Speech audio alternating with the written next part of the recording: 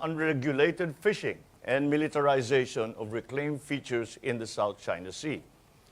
There have been recent missions to Escoda and Romulo Reef, which revealed a direct correlation between the presence of maritime militia vessels and reef damage in those features. If only for that, the impact of on biodiversity and the environment I'm afraid, are assessed as possibly already irreversible. This imperils livelihoods, this imperils the future generations of Filipinos. So I have said it before, and I will say it again. The Philippines will not give a single square inch of our territory to any foreign power. The law is clear, as defined by the UNCLOS, and the final and binding 2016 award on the South China Sea arbitration. Supported by the rules-based international order and our growing partnerships, both time-tested and new ones, we will insist on the preservation of the sovereignty and integrity of the country, while working closely with international partners in the bilateral, regional, and multilateral settings in developing rules and processes to address these challenges. We appreciate certainly the concrete manifestations of the U.S. and the growing number of our other partners in support for the Philippine position. The strong, factual messaging in support of our lawful exercise of our rights under international law, and which will call out recent incidents in our EEZ. It demonstrates the strength of our alliance and partnership and challenges attempts to perpetuate false narratives. That has become a very important front in all of these events that are happening in and around the Philippines. But unfortunately, rhetoric is not enough. We need to upgrade our defense and civilian law enforcement capabilities, not only to defend ourselves, but also to enable us to become a reliable partner in promoting and guaranteeing regional security. That will require greater substantial infusions into funding streams needed for our armed forces and Coast Guard modernization plans, including lines of effort to enhance cyber cooperation. I am optimistic from our recent engagement with our American counterparts, including U.S. legislatures and certainly in the executive department, to elevate our partnership and dedicate resources to match our commitments.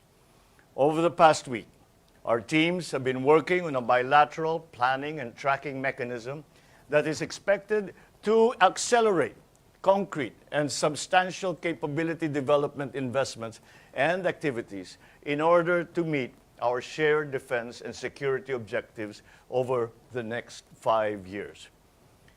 Our defense secretaries also just met in Jakarta on the sidelines of the ASEAN Defense Ministers Meeting Plus to discuss efforts to further strengthen our alliance.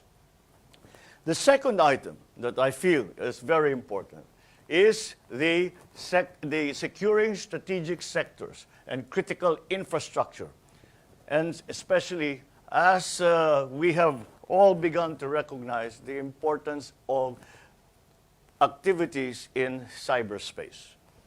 At the same time, ladies and gentlemen, we also need to address broader notions of security, and that now will include economic security. We welcome public-private partnerships, particularly engagements between and outside our military and defense establishments. For example, the Aguila Subic Shipyard project supports Philippine efforts to position Subic Bay as a logistics hub and complements Haider readiness and initiatives. USAID development projects can also be harnessed to help boost our economic resilience. We hope to expand these partnerships in critical and strategic sectors and infrastructure.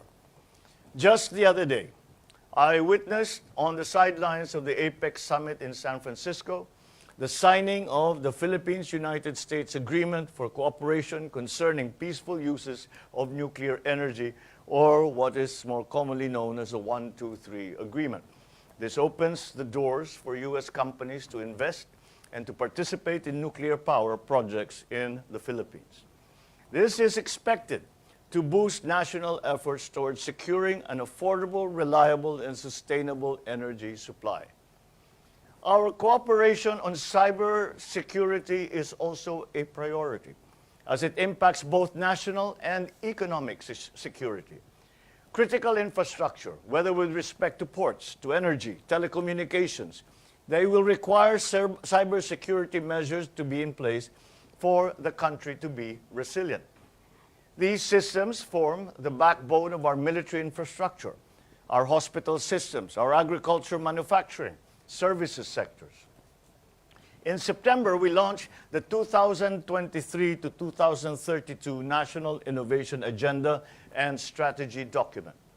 This is the Philippine government's 10-year innovation plan, establishing the country's goals and strategies to improve innovation, governance, and establish a dynamic innovation ecosystem in critical areas.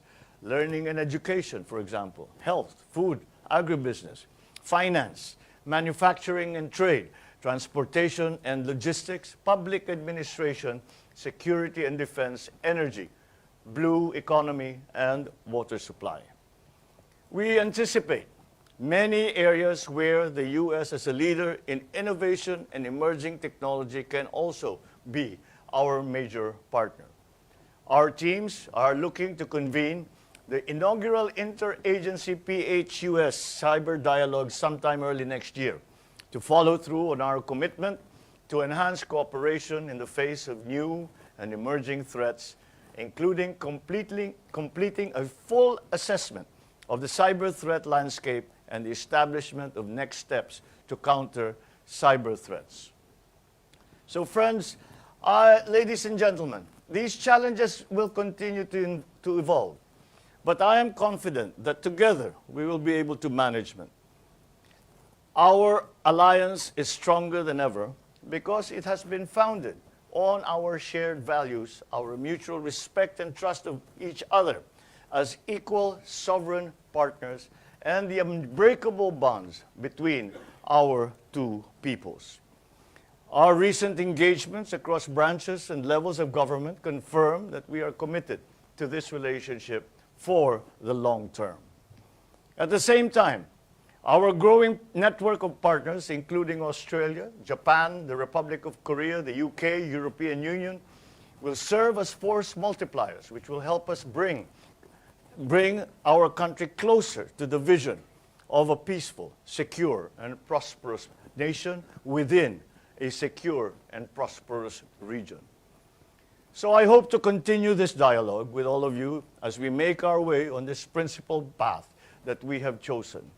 We today are defining the future for ourselves in our lifetime, but also for the generations to come. Thank you very much. Mahalo nui loa. Sure.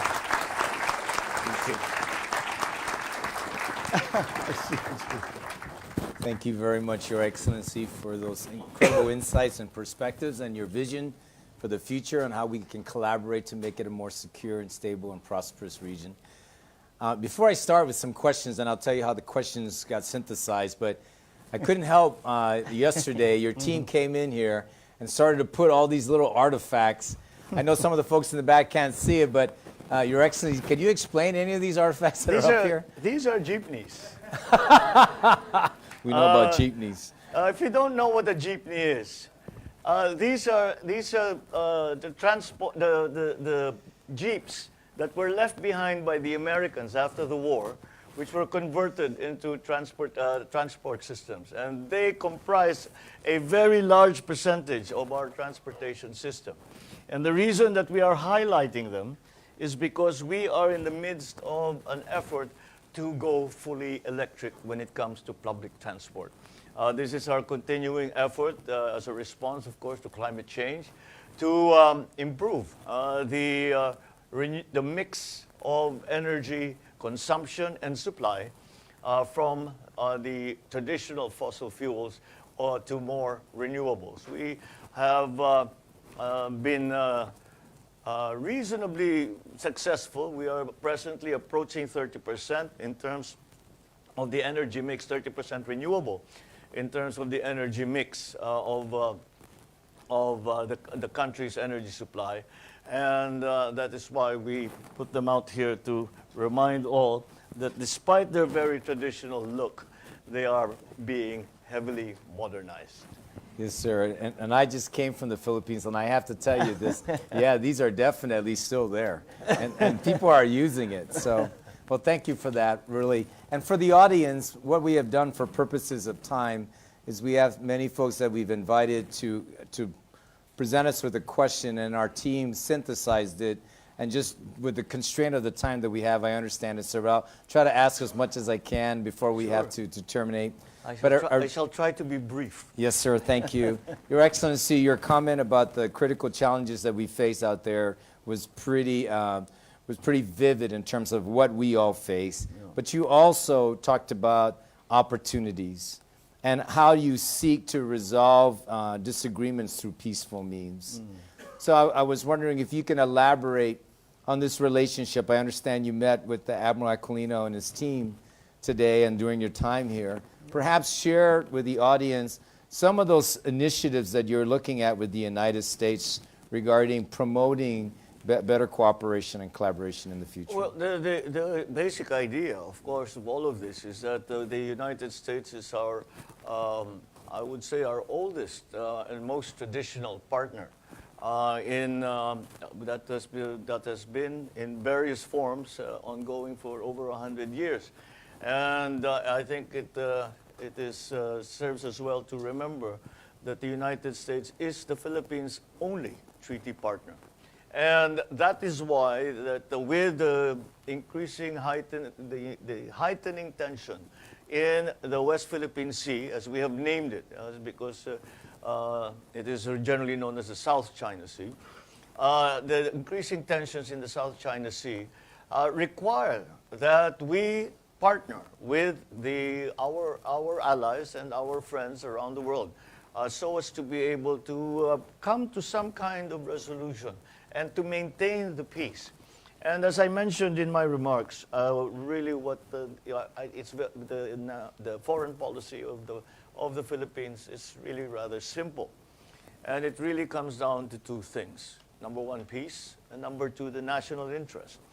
And in that sense, we no longer subscribe to the old thinking, wherein it is a bipolar world, and each of the countries will choose whether to be with the Soviet Union or to be with the United States. I do not think it is not, in my view, this is no longer applicable, no longer relevant to the way the state of affairs as they have evolved geopolitically. So it is important that we continue to strengthen that partnership. And the main partner of the Philippines is, of course, the United States. But starting with that, we also feel that it is the way forward is to strengthen our partnerships in all, with all our neighbors and with all friendly nations who share our ideals, who share our aspirations, who share our values, and the respect for the international rule of law. And this has been something that we have tried to develop, and we have, I believe, have had some measure of success, and we will continue to do this. But again, the bedrock of any of these partnerships is the partnership and the treaty arrangement that we have, the mutual defense treaty that we have with the United States. And in that regard, we are continuing to increase our capabilities so as to be able to answer the challenges that we are facing now it's becoming more and more often. Every so often, whenever there is a confrontation between outside forces and Philippine forces.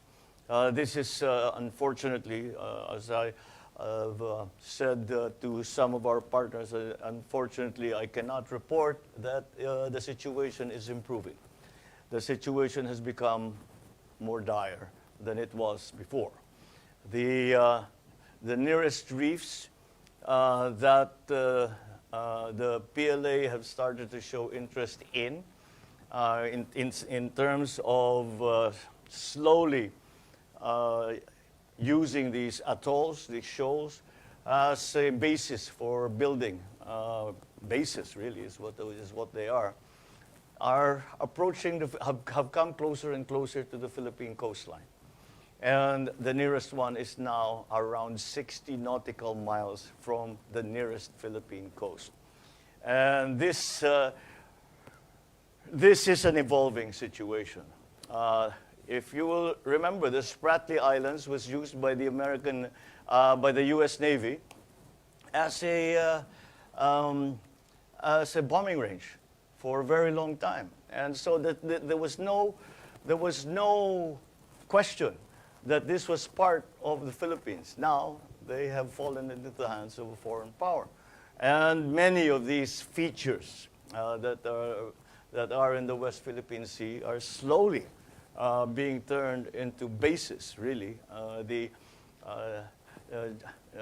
Admiral Aquilino just showed me a relief sort of map, not map, but model of one of them. And it is remarkable how the extensive construction and the level of commitment that has been made to those military bases. And so it's not, it is something that that in our view, of course, the United States, once again, is the bedrock, is the foundation for all that. But the more allies we find to speak up whenever such incursions occur, such incidents or events occur, then I think the stronger that voice will be. And so we have encouraged that to a great deal. The United States, of course, has been there. And in every instance where we have had trouble, the U.S. has always been behind us in terms of support, not only in terms of rhetoric, but also in terms of concrete support. But that also applies now to Australia, to South Korea, to Japan. We are now in the midst of negotiating our own code of conduct, for example, with Vietnam, because we are still waiting for the code of conduct between China and ASEAN. And the progress has been rather slow, unfortunately. And so we've taken the initiative to approach those other countries around ASEAN with whom we have existing territorial conflicts, Vietnam being one of them, Malaysia being another, and to make our own code of conduct. And hopefully this will be this will grow further and extend into the other ASEAN countries. And at the very least, we have that basis between not only in the multilateral sphere, as in ASEAN, APEC, all of these other organizations, but also bilaterally with the different countries that around ASEAN who we have conflicts with, but whom I think we can find a way to maintain the status quo, and certainly the most primordial concern is to maintain the peace. Thank you, Mr. President. When I listened to you and how you repeated actually some of the key tenets of what you were saying in your speech, I remember just a recent visit I had in Manila and speaking to not just General Browner, but your Secretary of Defense, Teodoro, and others. That is a consistent message of your firm resolve to work things peacefully, but to work with the United States and other like-minded partners around the region, particularly in Southeast Asia. I would also offer you, when you talked about the rules-based order, international order, and how you've got the favorable findings from the Tribunal Court of Arbitration in 2016, that all underscores what we are all trying to do, which is to maintain that peace and prosperity, but following the rules-based international order. Now, you mentioned something in your speech, and you covered it quickly, but I think every country is wrestling with it in terms of technology, emerging technology. How do you view that strategically? How can you leverage technology in terms of building and enhancing relationship and cooperation with other countries? Well, I think it applies to essentially every sector. one of the great events in the recent past has been COVID. And COVID showed us a new way of doing everything. It showed us a new way of living, a new way of working, a new way of interacting with one another, a new way of living. And that has been brought about, those solutions have been brought about by technology. So if we go to another sector, which applies to every other single sector that we ever discuss in government, and that's climate change. Climate change was brought about by burgeoning technologies, which we did not realize were going to poison the planet to this extent over 200 years or so. But then we also look to technology to bring us the solutions for this existential challenge that we are all facing. So let's bring it back now to the question of security. Again, technology, I think, will provide many of the solutions. But of course, at the very beginning of all that is the resolve of each country in partnership with other countries to continue to maintain the rule of law and to do that in the interest of peace. And that is what we have been trying to promote. And I do believe, I am very encouraged by the discussions that we have had, not only with the US, but with other countries, that this, it is well understood that this is in fact the way forward, that we must collaborate to bring those technologies to the fore so that our people can reap the advantages of that. Now, the latest technology that everyone, of course, is looking to, as it is exceedingly powerful, is AI. And we have just received the news that there has been within the AI community this conflict as to whether or how far to push it without regulation. I know President Biden has just signed a document that says that this must be regulated, monitored, and regulated properly. Because we have seen the rather more sinister uses of artificial technology. On the other hand, we must always remember it is a double-edged sword, and it can swing in a way that will help us. And I think if we are trying to transform our economy in the Philippines, as we all are, as a matter of fact, after COVID, in the face of Ukraine, and now in the Middle East, we have tried to bring these new technologies into the fore. But once again, we have to be more cognizant of what are the risks involved. And the reason that it is so difficult is because these things never existed before in human history. And we are making this up as we go along, as it were. And there are very many unintended consequences to something quite so powerful. Once again, just look at the Industrial Revolution. There was no way that when the Victorians started the Industrial Revolution, that they would say 200 years down the road, we are going to have to think about global warming. We're going to have to think about melting the ice in the poles. So we have to be extremely careful. And also because technology has evolved so rapidly. And that is another reason that we have to pay a good deal of attention to it. Because we will easily be left behind. If we rest on our laurels and say we've got this figured out, that is the moment that we get into trouble. And so we continue to look to the United States and to technology leaders like the United States to provide the guidance and to the lessons, rather, that you have learned being at the forefront, and both the good lessons and the lessons that were not quite as successful. And hopefully apply that in the Philippines. And again, with the discussions that we have had with the US and with other countries as well, I feel confident that so long as we are aware that there is a possible danger and we think things through properly, then we will be able to take full advantage of AI and of other new technologies.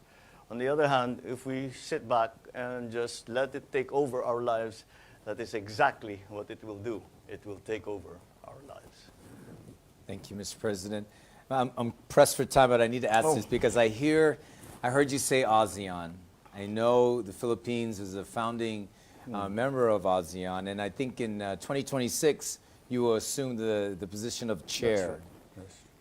We all know in the audience regarding what happened in Myanmar and how the juntas had really, their actions in Myanmar really undermined the centrality and just the basic understanding between the ASEAN countries. It may be too far ahead to ask in terms of in your role as the ASEAN chair, but what were you thinking as the leader of the Philippines to be looking to help ASEAN grow into an adaptive role, particularly in terms of what has happened in the region that kind of destabilized it? Well, in terms of Myanmar, it has really been a difficult problem for the whole of ASEAN. For one thing, there are different conditions. For example, Myanmar, when there's fighting in Myanmar, the refugees cross over the 2,000-mile border that Thailand has with Myanmar, and they have that particular problem. Then there are Islamic countries in ASEAN who also have an interest because of the persecution that is being seen on the Muslim communities in Myanmar. The general approach until quite recently has been to write down the 5 points of consensus as we have for ASEAN. Everyone has signed off on it. In fact, even Myanmar has signed off on it. And continue to work with the leadership and also the opposition to that leadership, so as to have some kind of a balanced discussion. Unfortunately, we really have to admit that we have not made very much progress, even since the writing of the 5 points of consensus that ASEAN has agreed upon. So there has been a significant shift that really occurred in the last ASEAN under the chairmanship of Indonesia, where it became very clear, and upon the urging actually of Han Seng of Cambodia, and his argument went like this, and I said, and he says that when I became leader, nobody wanted to talk to me because I was not regarded or recognized as the leader, and he says, but who else will they talk to? And so now they spoke to me, and we have found a way to work. The different countries around have found a way to work. And this is the same situation as in Myanmar. If you insist on only handling these issues at a very high level, which is what the principle was in the beginning, that we only talk government to government, ASEAN to government. And unless there's progress made on that front, then there is no progress made. So the shift has come. And we now, under the informal auspices of ASEAN, each country is allowed to make approaches to the Myanmar leadership and the opposition, all the stakeholders in Myanmar, to try and find a solution to the problems that are being faced. And as in any conflict, the humanitarian side of it, the humanitarian cost has grown exponentially over the past 2-3 years, and so that just makes the situation even more urgent than it was before. So we have encouraged a slightly different approach.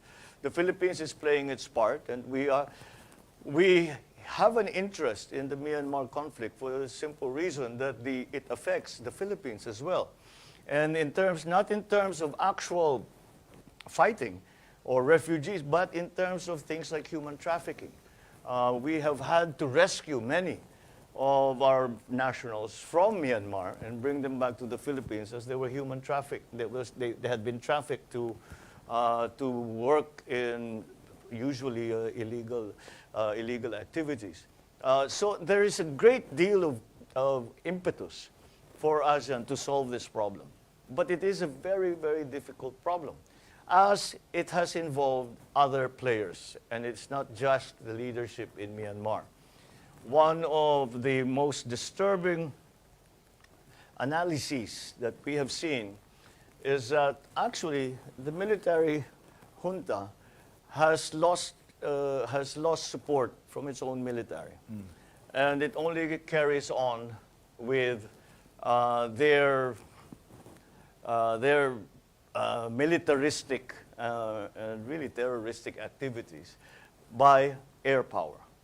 And that air power has been provided not by Myanmar itself, but from foreign countries. And that is why I said maybe it's time to talk to those who are supplying the arms, or those who are supplying the airplanes and the bombs, and to say that we have to find a way to bring a hiatus, at least a hiatus to this, to try and do something about the humanitarian problem. And then perhaps that will be a first step.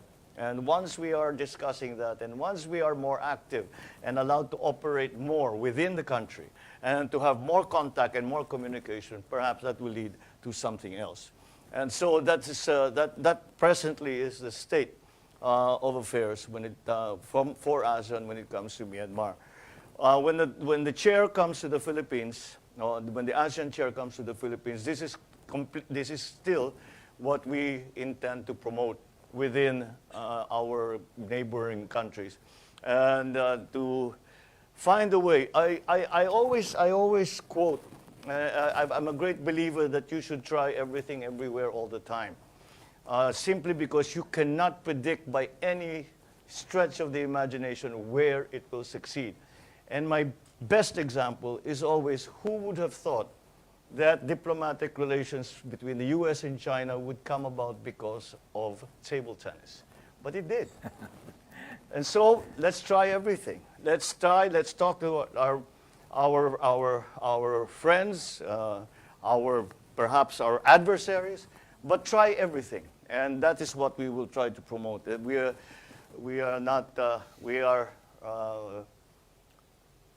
are perfectly aware of the history of such negotiations.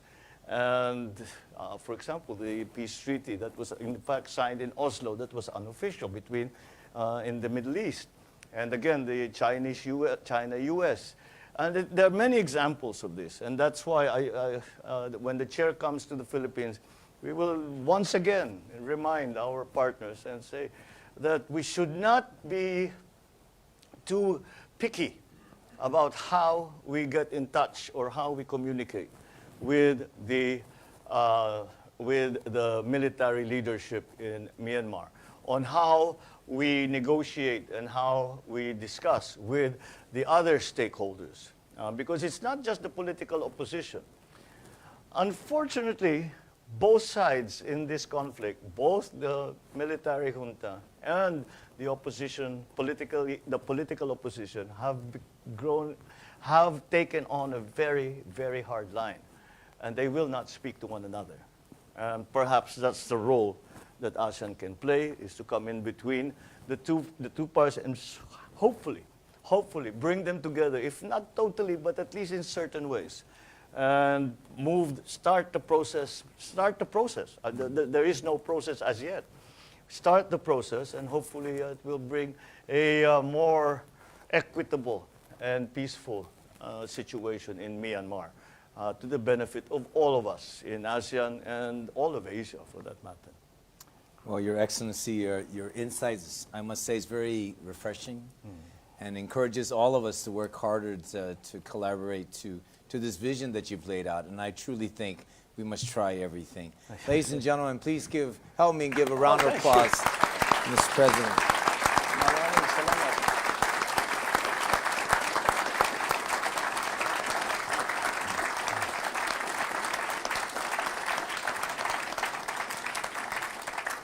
And sir, before we conclude the speaker series, I understand you have a special presentation to the state of Hawaii. Yes. And if I can ask Lieutenant Governor Sylvia Luke to come up, as well as Congressman Case, Congresswoman Takuda, Senator Aquino, and Senator De La Cruz. Please come up and join. Oh, thank you so much.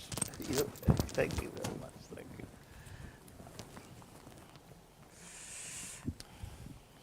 The 8 August 2023 wildfires affected various areas in Maui, particularly the historic town of Lahaina.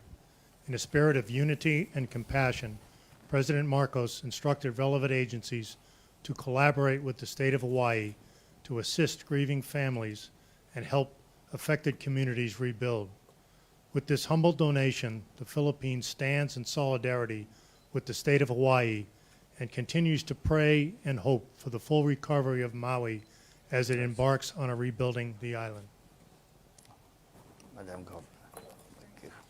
It's just a simple donation to help all our friends. And we have already made efforts to provide support to our Philippine nationals in Maui. But again, in solidarity with the state of Hawaii, we thought we would.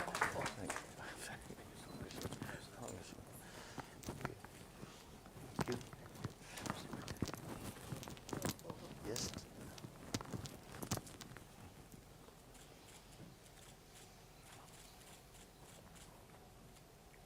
Very good. Thank you. Thank you. Please be seated. Please be seated.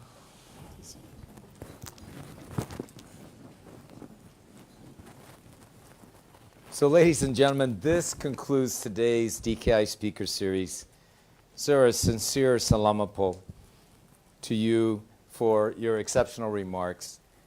You've provided us much to think about today, and we're so grateful for your leadership.